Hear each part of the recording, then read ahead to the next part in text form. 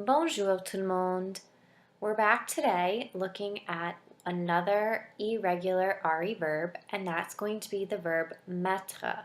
So there are some similarities between this verb mettre and the verb prendre that we looked at earlier this week. And so as we go through this presentation, you should take a look at some of the similarities to help you remember the forms of the verb. So before we begin, we want to look at some of the goals that we have for this particular verb and for this particular unit with these two verbs. So these are some of the things that we want to be able to do. So you want to be able to say je peux or I can, identify the correct forms of irregular RE verbs like mettre and prendre. We also want to be able to describe how to set the table in French.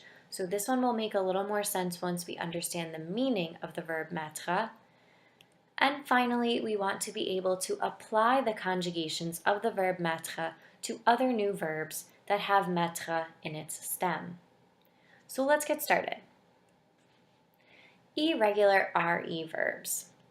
So we first saw RE verbs as regular verbs, and these followed a pattern when you conjugated them. So some of the examples of the RE verbs that we saw were verbs like rendre, to turn in, vendre, to sell, perdre, to lose, and attendre, to wait. Now, unfortunately, not all RE verbs are regular. They don't all follow this pattern. And we saw that with the verb prendre. That was our first irregular RE verb. So unfortunately, with many of these irregular verbs that happen to end in RE, the only way to really learn them is to memorize them. And fortunately, with some of these irregulars, is that they become the stem for many of these other irregular RE verbs. So once we know this as the base, we can apply these same patterns later on. So let's take a look now at the verb mettre. So the verb mettre translates as to put or to place. However, you can use the verb mettre when talking about the table. If you set the table or you put the table. You can use mettre when you also talk about clothing and what you put on. So if you prefer to not use the verb porter, or you would like synonym, mettre would be one. And finally, we can also use the verb mettre to talk about electronics when we're turning it on, whether that be your TV, your computer, anything like that. So now let's take a look at the verb mettre and how we conjugate it. So here we go. So we have je mets, tu mets, il met, or elle met, nous mettons, vous mettez, ils mettent, elles mettent. So let's go through this one more time. I know you're in class and you're all listening to this at the same time, but you should say this out loud. So if you hear your neighbor saying it, you know what part they're at. So tout le monde, répétez s'il vous plaît. Je mets, tu mets, il met, elle met, nous mettons, vous mettez, ils mettent, elles mettent. Okay, hopefully you said it. I will know. All right, so let's move on.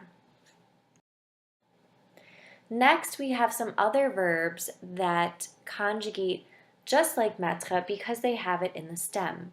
So the first verb we have is the verb promettre, and this means to promise. So let's take a look at the forms and notice how they're pretty much the same. They are the same because at the end, it has the verb mettre in it, so it's going to conjugate the same way. So je promets, tu promets, il promet, elle promet, nous promettons, vous promettez, ils promettent, elles promettent. And another one we have is to allow or to permit. Okay, and this is the verb permettre. Kind of looks like to permit. So when we conjugate it, we have je permets, tu permets, il permet, elle permet, nous permettons, vous permettez, ils permettent, elles permettent. All right, nicely done. So now we're going to take a look at some examples, and we're actually going to work on translating a little bit. So in these sentences, we also have the verb prendre because we're reviewing these at the same time. So what I would like you to do is take a couple minutes, feel free to pause the video here, and start filling in these sentences on your own. See how much you are able to translate on your own, and then go back and check your answers.